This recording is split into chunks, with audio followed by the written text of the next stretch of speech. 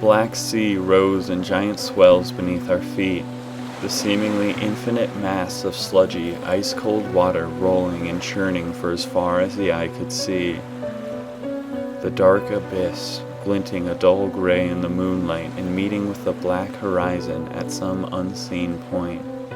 It was hard to tell if the spray of frozen water was from the waves breaking or from the rain making a light pitter-patter on the aluminum roof above me.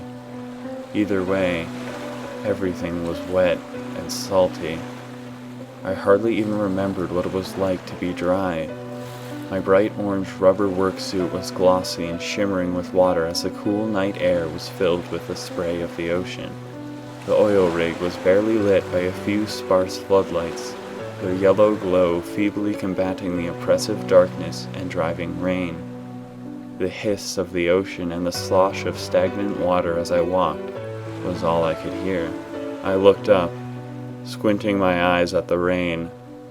The moon was a dull, gray haze, obstructed by clouds and struggling to give off any light at all. I sighed softly and continued on my rounds, checking the drill for the third time that day. It had stopped working earlier that morning, and although we pretended to know how to go about fixing it, we were honestly just waiting for some higher-ups to come and give us a damage report. From the sounds it was making just before it lurched to a stop, it was most likely very bad. It had never really occurred to me before, but with all the machinery halted as we waited to start operations again, the silence was really quite oppressive. In the absence of constant humming and whirring, all I could hear was the raw power of the ocean surging below us. It was only now that it really occurred to me how feeble we were on this floating rock, bobbing like a cork in an immensely powerful churning mass of liquid. I peered over the side hesitantly and felt weak. White spray illuminated against solid black. It must have been several hundred feet deep, and so incredibly dark in that vat of freezing, rolling water. Suddenly, my short-range radio shrieked to life and static erupted from the speaker. Then my coworker's voice came through. "John, you there?" his voice faintly called out. "Yeah, Max," I replied after fishing out the radio. "What's up?" "Why don't you call it a night, man?" he said, his voice growing even fainter. "The storm's really picking up. Come inside already. I can see you on the security cameras. You look cold as shit. Sorry, but you know it's true."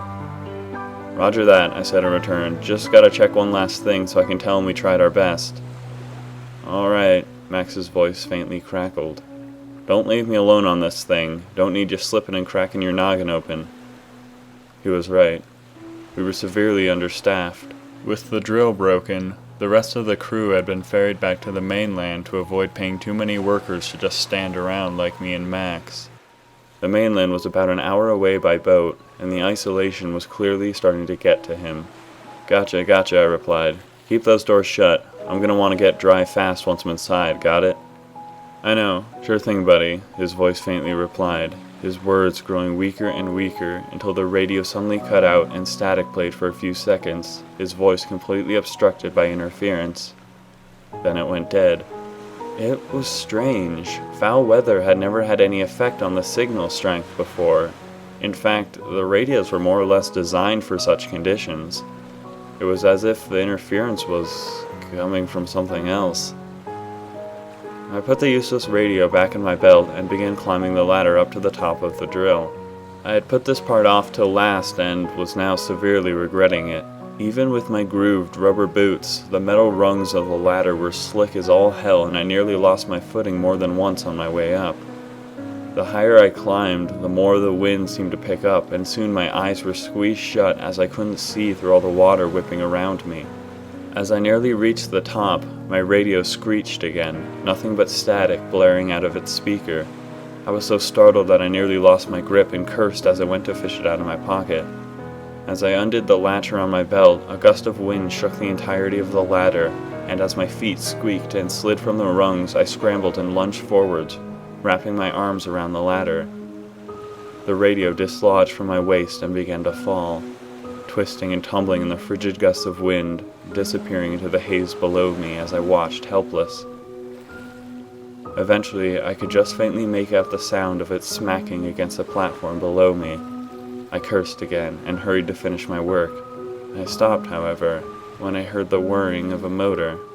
I glanced to my left and saw that it was one of the security cameras, turning to look at me. I smiled and mouthed, "I'm almost done." It must have been Max. He was the one in control of the security cameras anyway. No sooner did I turn back around than it started whirring again. I looked back as it turned to look somewhere below me. I paused for a minute, and so did the camera. Then it moved again, turning back up to me, and then quickly swiveling back down. It did this several times, almost as if it was automated, or as if Max was trying to tell me something. The next time the camera swiveled, I slowly turned down to see where it was looking. Somewhere below me on the ladder. At first, I didn't see much of anything, just the ladder stretching far below me for what seemed like forever.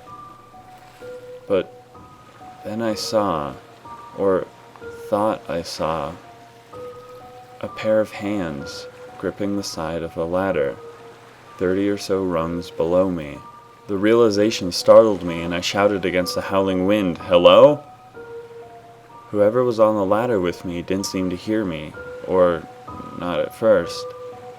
I waited for a few seconds, still unsure if I was actually looking at something, or if my mind was just playing tricks on me. Then it moved. Just like that. It was gone. Or maybe there had never really been anything in the first place. I didn't know. It was impossible to see straight anyway, so I quickly brushed off the whole incident. I hurried to finish checking. In the end, I found nothing out of the ordinary, and I soon began climbing back down the ladder. When I reached the bottom, I had completely forgotten about what I had seen earlier. And yet, something still felt wrong. The darkness surrounding the rig seemed more sinister somehow, the shadows making the deck seem to recede into the bleakness for eternity. The hairs on the back of my neck stood on end, and a surge of fear gripped me. I took a step forwards and heard a crunching underneath my feet. I staggered backwards and saw that I had stepped on my radio. Or part of it. There was just the back hatch to hold the batteries in place. The rest of the radio seemed to be missing, or at least lying some ways away from where I stood. I certainly didn't feel like going around searching for it in this weather, so I simply put the back case in my pocket and started towards the cabin of the oil rig. Suddenly, however, I heard Max's voice. "Why don't you call it a night?" I turned around to see him standing there, all decked out in heavy layers and rain gear, even his face covered by a thick scarf. I strained to see him in the rain and called out, "Damn it, Max, I thought I told you to stay inside." He shifted his weight slightly and replied, "I know." Then a pause. "I'm sorry," he continued. I shook my head and continued walking towards a nice, dry cabin. "Come on," I said over my shoulder. "I finished up. We're all good till tomorrow." "The storm's really picking up," he replied as he began walking after me. "Yeah, I know," I said. "Didn't you say the weather forecast predicted this weather more or less all week?" He didn't say anything for a long period of time, to the point where I stopped and turned around to make sure that he was okay. He was still behind me, though quite far away. He stopped as I did, and we just looked at each other. But he eventually replied, saying, "You look cold as shit." I laughed and turned back around and continued walking. "The same to you," I chuckled over my shoulder. "Decked out in all that gear? A bit of overkill if you ask me. I still don't know why you came out here to get me, but thanks, I guess." Another short pause, and then a "Sure thing, buddy." I finally approached the main cabin and stood in front of the heavy metal door, built like some kind of bomb shelter with an absurd number of security measures, all of which I was still convinced weren't entirely necessary. I swiped my card, punched in the code, and strained to lift the heavy iron handle to the door. "Oh yeah," I said, stopping as I suddenly remembered. "What was all that with the security camera?" I could hear the surge of the surf below us, and the spray of water was whipping around in the wind. "I can see you on the security cameras," he eventually replied, and then after a long pause added, "Don't leave me alone on this thing." I sighed and shook my head. "Don't be such a weenie," I said, and then turned and cursed under my breath as the door denied my passcode. I had entered it wrong and set about trying again. My fingers were numb and I had extreme difficulty hitting the right numbers on the small keypad. Frustrated, I turned to Max and said, "Dude, mind giving me a hand instead of just freaking standing there?" He still stood extremely far away, and he once again shuffled under his coats before replying, "Sure thing, buddy." Despite this, however, he didn't show any signs of moving any closer and just stood there in the dark. "Dude," I said, slightly irritated, "do you even remember the passcode? Where is your card?" His figure stood in the rain, swaying slightly and not saying a word. "Hello?" I cried over the howling wind. "I asked where your card is." He fidgeted wildly under his rain gear and hurriedly replied, "Don't need you slipping and cracking your noggin open." "What?" I screamed into the wind, shielding my face from the rain. "I said, where is your card?" Another long pause as he stood there, bundled in layers. Still waiting for an answer, I finally got the right password and the door clicked. I began lifting the heavy iron handle and was about to tell him never mind as I had gotten it open when his voice cut through the night. "Don't leave me alone on this thing." I paused, my hands freezing on the handle, and then slowly lowering it back down. Excuse me?" I said, feeling a sudden uneasiness. "Why do you keep saying that?" "Nothing." He said nothing. The wind howled and the rain drove down in torrents, obscuring his figure. The door quietly clicked to its locked position again, the keypad resetting. I waited in the silence, my heart beginning to beat faster. Finally, he said, "You look cold as shit."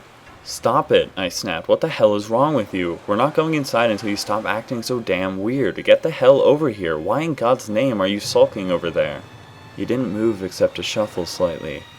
Then his voice sliced through the night, chilling me to my bones. "Sure thing, buddy." Then a pause. The storm's really picking up. I felt for the handle when something slammed against the door from the inside. I staggered back in shock and felt the handle begin to twist, muffled shouts coming from inside. My heart was hammering and I began to sweat underneath my layers. I opened my mouth, which was suddenly dry, and at great length turned to Max and croaked out, "Max, tell me where we are. I want a name, the name of the location. Just one word. Say it." The figure stood for a long while, the black churning mass of the ocean seething behind it, the white spray faintly illuminated by the dim yellowed floodlights. Eventually it spoke. "Why don't you call it a night, man?" Then a pause. "Come inside already."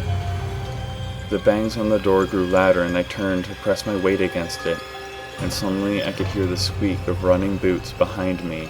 I screamed at the door, "Max, don't you dare open this door. You hear me? Don't come out. Keep it I felt breath in my neck.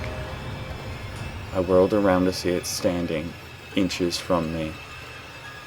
Skinned, hollow, white eyes, stretched jaw howling with its cavernous mouth, wrapped in layers of coats and rain gear. Tape recorder attached to a signal interceptor. A poor disguise. One that worked just good enough.